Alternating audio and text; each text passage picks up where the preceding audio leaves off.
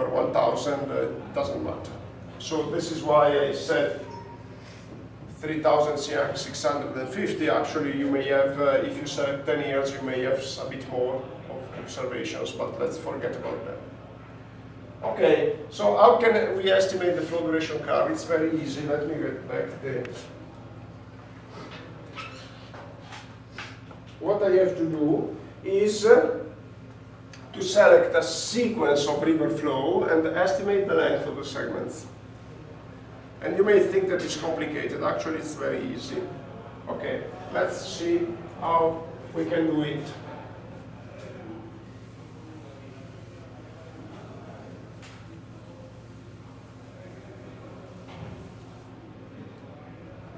Let's suppose that you have a column in Excel or whatever program. I say Excel because the nice advantage of Excel is that you see the numbers with your eyes. And therefore, if I have to make a draw on the blackboard, it's convenient for me to refer to Excel. When you work in MATLAB or R, you don't see the numbers unless you tell the program to display them. With Excel, it's different. While you handle the numbers, you see them. Okay, so let's suppose that we have this column, and this column, if we put an identifier that is increases one by one, of course, it ranges from 1 to 3650. And these are the data in chronological order. I could put the date instead of these increasing numbers on the left. Now, let's order these data from the higher to the lower. So let's rank them in descending order. So let me indicate it with Q star and from the max to the mean.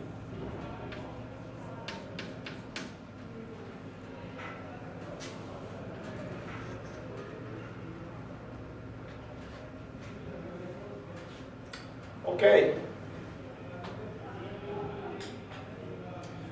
Let me do like this. Sorry, I make a slight correction. Let me compute the flow duration curve for 1 year only. Okay, I have 10 years, but let's focus on one. My explanation is clear, you will understand why. Okay, so let's rank them from the max to the mean. And then the flow duration curve is done. Because if I draw a graph in Excel where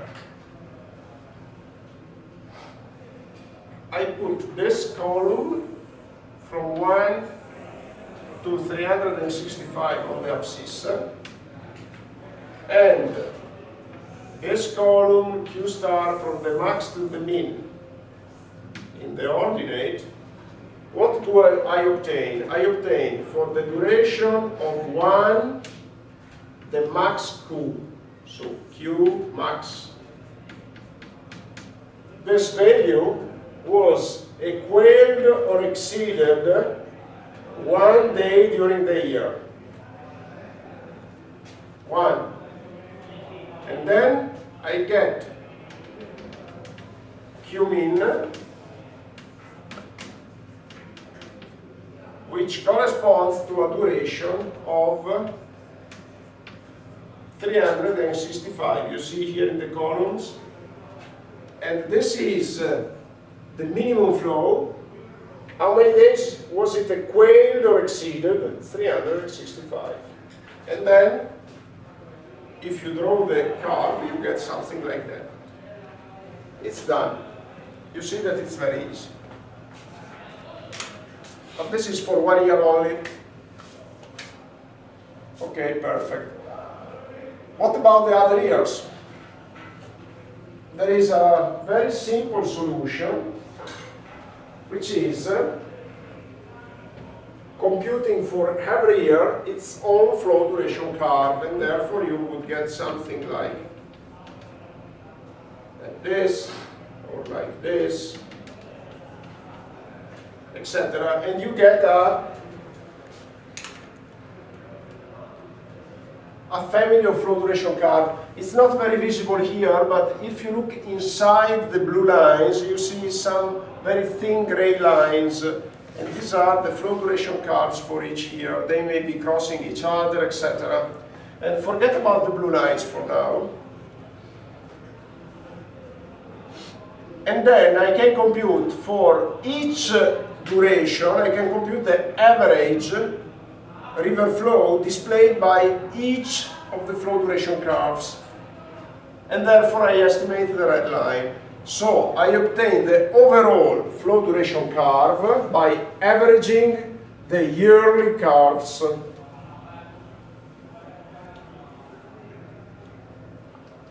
Which is, I mean, very sensible.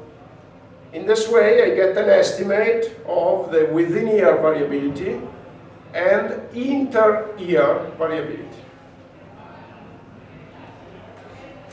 As I said, it's very sensible. I can compute just the average for each of the duration. And you understand that the higher the number of the years, the more reliable my average is. So this is a possibility. And you see that in doing that, my reference period remains 1 year.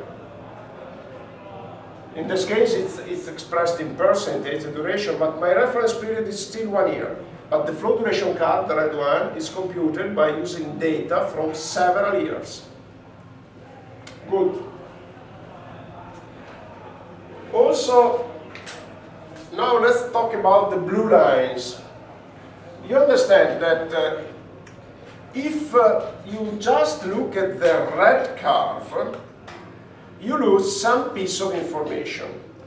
Because think about this possible outcome.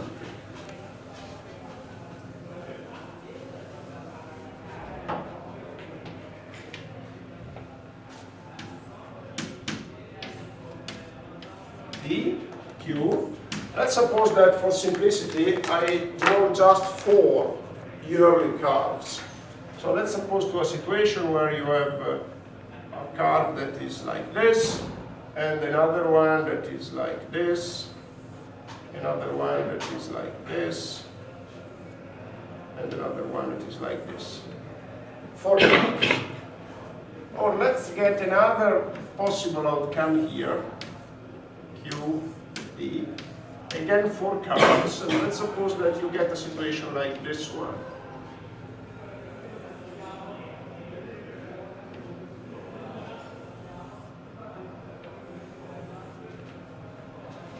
Basically, if you estimate the average may be the same, but you see a big difference. In one case, there is limited variability. In the other case, there is much variability. I'm talking about inter-annual variability. So the average may be the same, the red curve may be the same, but the range covered by each curve, the range covered by all the curves, may be restricted or large. If it is very small, the range, it means that I am almost sure that every year I get the same amount of water. If the range is large, if there is a lot of spread, it means that, you know, 1 year I may be lucky, I may get a lot of water, but the next year I may get less water, much less water with respect to the average, because there is a lot of variability. And depending on the type of application, usually I feel more comfortable when there is reduced variability. Because I prefer an estimate that I can tell my customer you get it every year. Instead, if I have to tell my customer, look, on average you have 10, but it may happen that you get 1, and then the next year you get 30, the customer is not very happy. Because when it gets more water, he is not ready to get it. And when he gets less water, she gets less water, of course it's a damage. And therefore, the estimation of this variability is also important. And how to do it with the blue curves. And the way we do it is to get the overall range and start the tails, eliminate the tails, the extremes. So in this case, you see an indication P, which stands for probability, equal 0.95, and another one, P, probability equal to 0.05. What does this mean? It means that these people here, if they had 100 curves available, they rejected the upper higher values and the lower values. And they rejected over 100 values, the upper 5 and the lower 5. And this is why, and this is how they identified the blue curves. For each duration, they rejected, as I said, the lower 5 and the upper 5 values, and therefore they indicate that the probability corresponds to 5% and 95%. So basically within the blue lines, you have a probability of 90% of getting the observation. Remember that probability is a synonym of frequency. So when I say that I reject 10 values over 100, I can say that the remaining 90 have a probability of 90%. This is it's a very technical way and very rough way of defining probability, but you can define probability as a synonym of frequency. So basically, I rejected the lower 5% values and the upper 5%, and therefore they use the term probability there.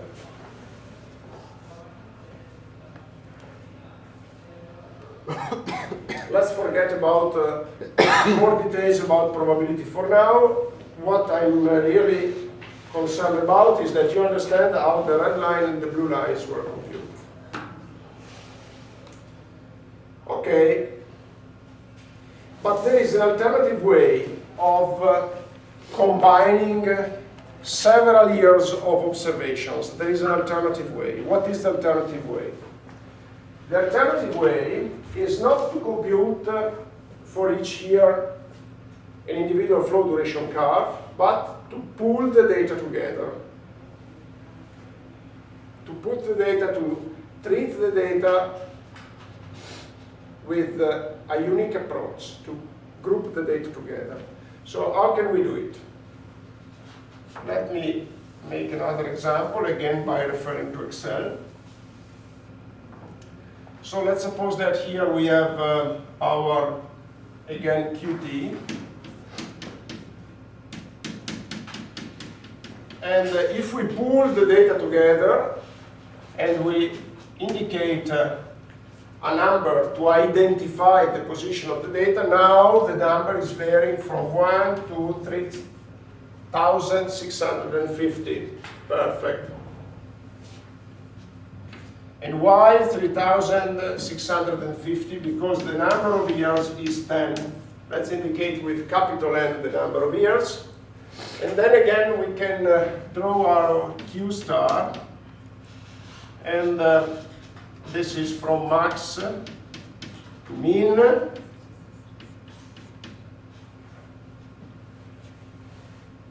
And now let's here put another column, or let's indicate this column here with the symbol R, which is rank. And here let's create another column which is R divided by N. So the first number is 110 and the last number is 365. And then we can create our flow duration curve by putting this column here in the abscissa and Q star in the ordinates.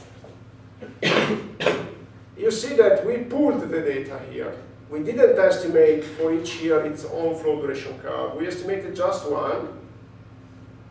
The only thing that we changed is to compute duration by dividing the rank by the number of years. In this way, we range from 110, 1 over n, to 365. Which means that the flow duration curve now will be displayed starting from 0, not from 1, to 365. And we get our flow duration curve again. What is the advantage? Okay, let's start with the disadvantage. There is a clear disadvantage, which is that you lose the assessment of variability. You don't have anymore several flow duration curves, one per each year. So you have just one, the result, so you cannot get an estimate of interannual variability. The advantage is that your curve is much more detailed. You have a point, you have 10 points per day. So in the duration between 1 and 2, in the previous case, you just had an observation for duration 1, an observation for duration 2. Actually, you had 10 of them, but all of them corresponded to the duration 1 and the duration 2. You didn't have any estimate of the river flow corresponding to the duration between 1 and 2. So for the duration of 1.5, your curve, it's not defined. Then you connect with segments, but it's not defined. With this method, for each daily step, you have 10 points. You have duration of 1, 1, 1, 2, 1, 3, 1, 4, 1, 5, etc. Because if you look at here, you start from 110, and then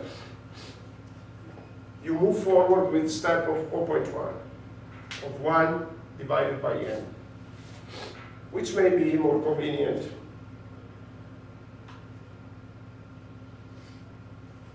Okay, now, these are the two methods. And we will try tomorrow, if we have time tomorrow or next time, to apply both of them by referring to river flow observations, actual river flow observations. Now, let's now discuss a little bit about the meaning of the flow duration curve. The flow duration curve is what we call a key signature of the river flow regime. Basically, the flow duration curve emerges from the interplay of climatic behavior, hydrological behavior, human activities, because, of course, when you get river flow observations, if there are human impacts, they are reflected in the observations.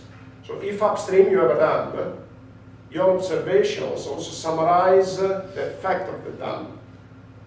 So basically, the flow duration curve results from the interplay of climatic, as I said, hydrological and human behavior. So it has a clear hydrological meaning. It has also a very important statistical meaning because it is equivalent to the probability distribution of the river flows. And I say this because it's an important note that I want to make. But I decided in this course to, at least for now, to avoid any heavy detail regarding statistics and probability. Keep in mind that when you talk about water resources, assessment with statistical methods is extremely important. So basically, the water resources manager should, in my opinion, have some background in statistics and probability. And keep in mind that the background in statistics and probability is very easy to achieve. It's something that, at a basic level, you can easily understand and study by yourself. So it's nothing complicated. I just want to say this because traditionally, you students, and I, when I was a student, we are board concerned by statistics and probability, because we are concerned by very difficult relationships to learn by memory with not a clear physical meaning. But actually, I want to point out that, you know, water resources are affected by uncertainty. There is uncertainty in our design related to water resources, and the correct way to deal with uncertainty is through statistics and probability. But as I said, I decided, at least for now, to forget about heavy details about statistics and probability, but please keep in mind that the flow duration curve basically quantifies the frequency of the river flow. When I say the percentage of time when a river flow is equaled or exceeded, it means the frequency of the river flow. It means percentage of time means frequency. How many days in a year means frequency. And frequency, as I already said, it's a synonym of probability. This is a very rough definition, so if you use it, please don't attribute it to me, but we can say that it's more or less the same thing. Not a synonym, but more or less the same thing. When we talk about probability of an event, we are talking about its frequency, or expected frequency, which is the same thing. Okay?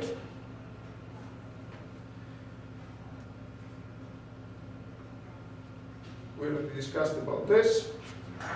When I say that the flow duration curve gives an indication of the hydrologic signature of the river flow, I mean that by looking at the flow duration curve, I can really understand what's going on there. Not only in terms of water resources availability, but also in terms of several other features. Here you can see a graph that basically subdivides the flow duration curve in different regimes: low flows, intermediate flows, high flows, and floods.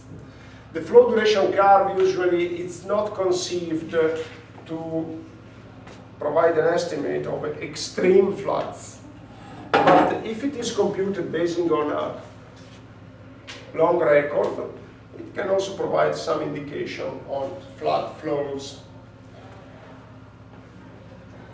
When I say that by looking at a flow duration curve I understand what's going on, let me provide some example to clarify what I mean. And let me depict the flow duration curve here. Q, D. So, for instance, if I see something like that, and this is 365, and this is 1, what does it mean? It means that for a duration which is equal to 365 minus d star, the river is dry.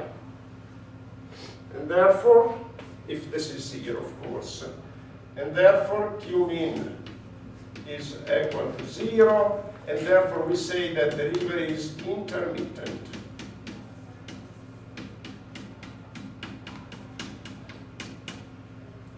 In Italian, we also say that we used to say that when the river is intermittent, usually we call it torrent. Actually, it's not. It's not an agreed definition. So the torrent is not uniquely defined as an intermittent river. Usually, the torrent is defined to be a very steep river. So we talk about a torrent when the river is steep, and as a consequence, it means that the river flow has a lot of energy, because of course, if it is steep, it loses a significant amount of elevation in a short, length, and therefore there is a lot of energy. And if there is a lot of energy, it means that the river is covered by boulders. The riverbed is made by boulders and not sand, for instance. So we call it a torrent. But some people use torrent also to mean intermittent.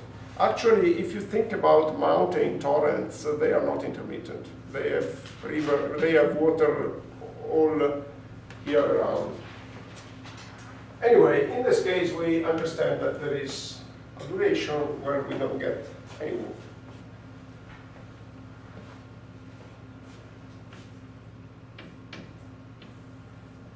Let's make another example, U, B. And let's suppose that we have two rivers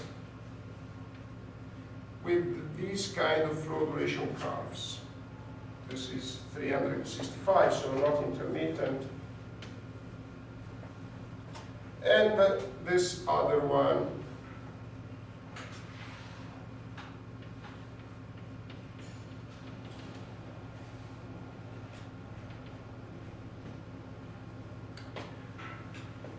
and if it's interesting, it would be interesting to know from you what is your perception of the kind of river that these two curves may represent. It would be interesting. First of all, the first question would be, can you get more water from the continuous curve or the dashed one?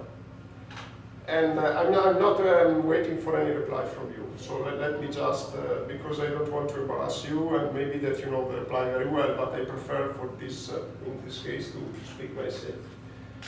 I would say that we have more water with the dashed line.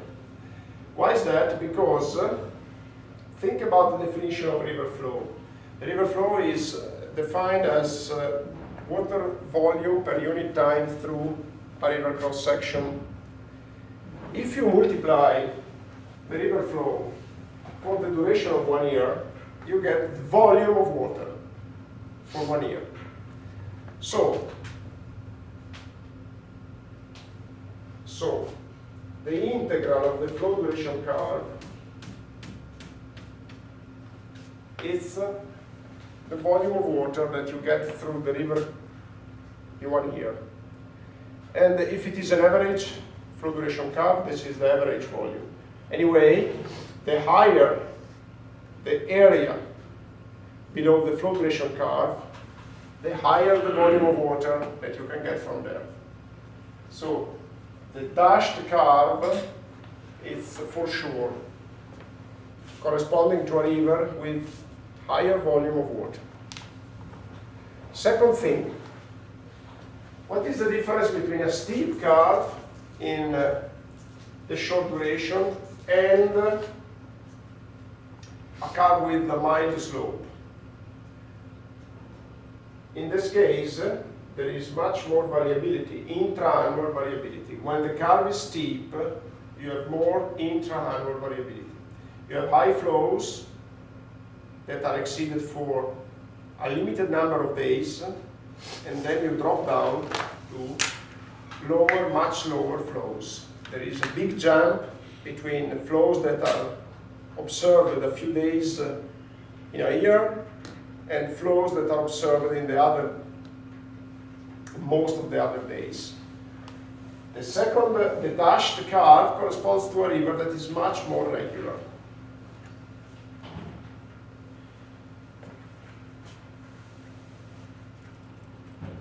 When is a river more regular? Usually it is more regular, a river, when it mixes several climatic regimes, several hydrologic regimes. So if you have a river like the Po River that basically draws on several different climates, there is alpine climate, contribution by glacier, snowmelt, there is the Mediterranean is very reduced in the Po River, but okay, there is a more temperate climate in close to the coasts, and also there is a continental climate in this region, and therefore by mixing several climates, of course, you more or less get water more regularly. Because during the winter you get water from the Apennines, during summer you get water from the Alps, etc. And therefore, when it is more regular, if I look at the dashed curve, my feeling goes, my perception goes to a river that is large enough to mix different climatic and hydrologic conditions. When there is a lot of variability, typically the river is smaller, the catchment is smaller, the catchment contributing to the river is smaller, and there is a dominant climatic and hydrologic condition. So we experience steep curves in torrents, mountain torrents, where there is typically a rainy season and then a low flow season, and there is much variability because they cannot mix several different climates, hydrologic conditions. So basically, when you look at the flow duration curve, you get a lot of information.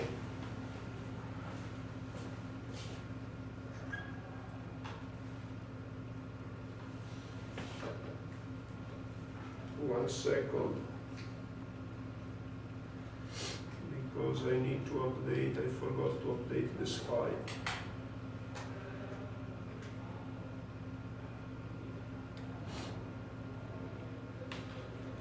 Okay, now it should be updated.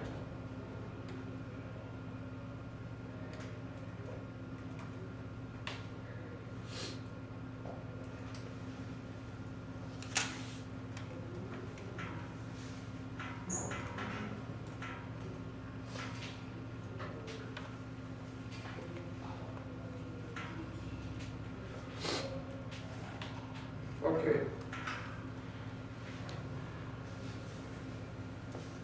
Now, I just want to, before I move forward, I just want to note that we so far talked about estimation of the flow duration curve based on observation. And this is fine because we are talking about inductive methods here. There are alternatives to estimate the flow duration curve because it frequently happens that you don't have these observations. Because measuring the river flow is a complicated procedure, and therefore river flows are measured only for a reduced number of river cross-sections. And so it frequently happens that when you get a commitment, when you get a customer that asks you to design an infrastructure, it frequently happens that you don't have any observation available. And therefore you have to look for alternative methods for estimating the flow duration curve. And we have a lot of examples, a lot of alternative tools proposed by the literature. But let's now forget about them, because we will talk about these alternative methods when we will talk about deductive assessment.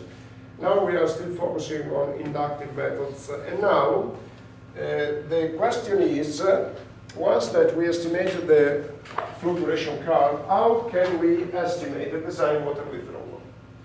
And therefore,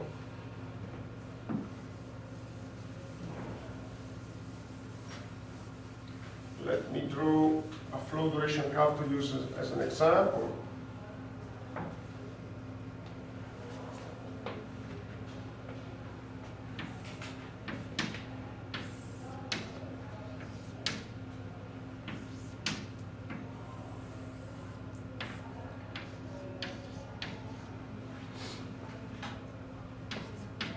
Okay, we have this curve. We know that the area below the curve gives to me an estimate of volume of water that is available. And now, the question is, what is my design flow? Keep in mind that, of course, when you design something in order to derive water from a river, to withdraw water from a river, whatever is the use of the water that you make, you are tempted to increase your design flow. Because if you increase the design flow, of course you increase your potential amount of water that is withdrawn.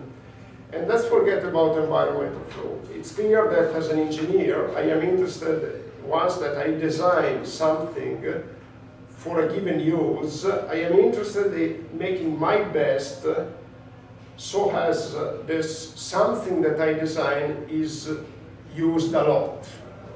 So it's of course a technical interest. Once that I get a commitment to get water from a river, I am interested in getting much and much water, so as much as water as I can. And therefore I am, of course, on the one hand, I am inclined to increase the design flow. Which means that in a situation like this, if I take a design flow that is equal to the maximum river flow, I can potentially get all the water. Conversely, if I take a design flow that is lower, like Q star here, what is the volume of water that I can get from the flow duration curve? Of course, I cannot get any flows that is higher than Q star, because my plant is not equipped to get more water with respect to the design flow. So I can get any flow up to Q star, I cannot get any more flow. So if I want to graphically identify the volume of water that I'm getting from here, what is the volume? It's this one.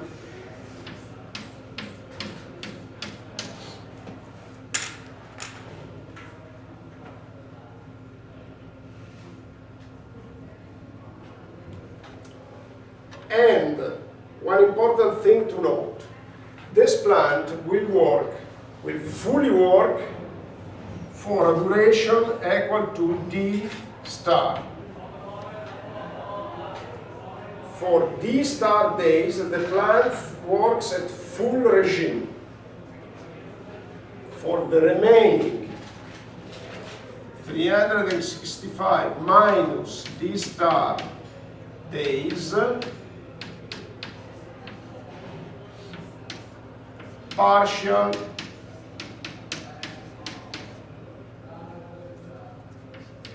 regime.